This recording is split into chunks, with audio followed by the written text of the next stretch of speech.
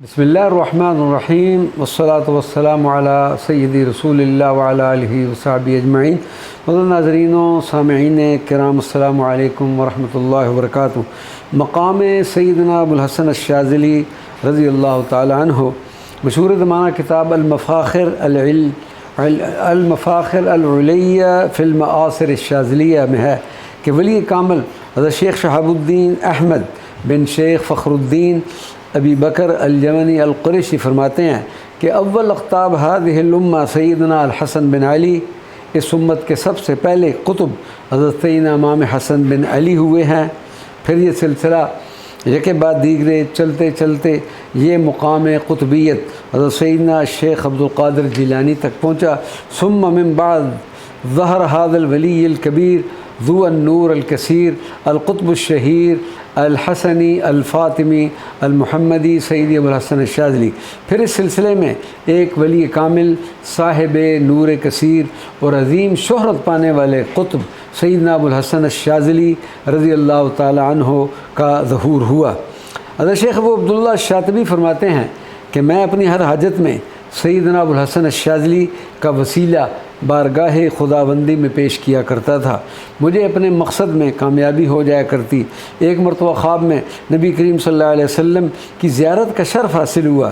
میں نے عرض کیا کہ یا رسول اللہ صلی اللہ علیہ وسلم، میں بارگاہ خداوندی میں سید ابوالحسن الشاذلی کا وسیلہ پیش کرتا ہوں تو میری دعا قبول ہو جاتی ہے، کیا میرے اس عمل سے کہیں آپ ناراض تو نہیں؟ جس پر سرکار مدینہ نے جواب ارشاد فرمایا، ابوالحسن میرا حصی اور معنوی بیٹا ہے، اور بیٹا اپنے باپ کے جز ہوتا ہے، لہذا جز کا وسیلہ پکڑ کر اس نے کل کا وسیلہ بنایا تو در حقیقت وہ اللہ تبارک و تعالیٰ کے حضور مجھے ہی وسیلہ بنا رہا ہے۔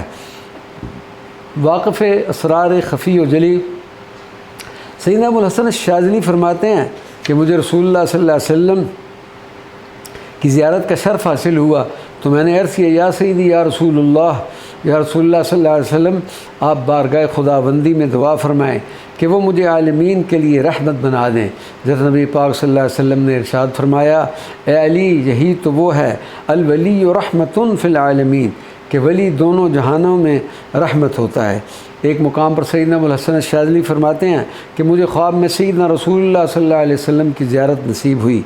آپ نے مجھ سے فرمایا، اے علی، تیرے زمانے میں علم فقہ کی مجلس شیخ عز الدین بن عبدالسلام کی مجلس سے بڑھ کر کوئی مجلس نہیں، اور علم حدیث کی مجلس شیخ زین الدین بن عبدالعظیم کی مجلس سے بڑھ کر کسی کی مجلس نہیں، اور اے علی، علم حقیقت کی مجلس آپ کی مجلس سے بڑھ کر کوئی مجلس نہیں۔ سیدنا ابوالحسن الشاذلی رضی اللہ تعالیٰ عنہ فرماتے ہیں کہ میں نے ایک ایسے شخص کو دیکھا جو عبادت و ریاضت میں یکتا تھا، مگر اپنے بچوں سے بڑی سختی سے پیش آتا تھا۔ ایک مرتبہ وہ آپ رضی اللہ عنہ کی خدمت میں حاضر ہوا۔ آپ نے اس سے فرمایا کہ تم بڑے عجیب و غریب آدمی ہو کہ اتنی عبادت و ریاضت کر کے خود اسے اپنے ہاتھوں سے ضائع کر دیتے ہوں۔ جس پر اس شخص نے پوچھا کہ یا سیدی، وہ کس طرح؟ آپ نے فرمایا کہ تو بچوں سے تنگ ہوتا ہے، حالانکہ بچوں میں تو اولیاء کی صفات موجود ہوتی ہیں کیونکہ وہ بے گناہ اور معصوم ہوتے ہیں۔ پھر اس سے فرمایا کہ جس درویش میں یہ چار صفات نہ ہوں اس کی عبادت و ریاضت بیکار ہوتی ہے۔ چھوٹوں سے محبت، بڑوں کی خدمت، اپنے نفس سے انصاف چاہنا اور دوسروں سے اپنی تعریف نہ چاہنا، وما علینا الا البلاغ المبین۔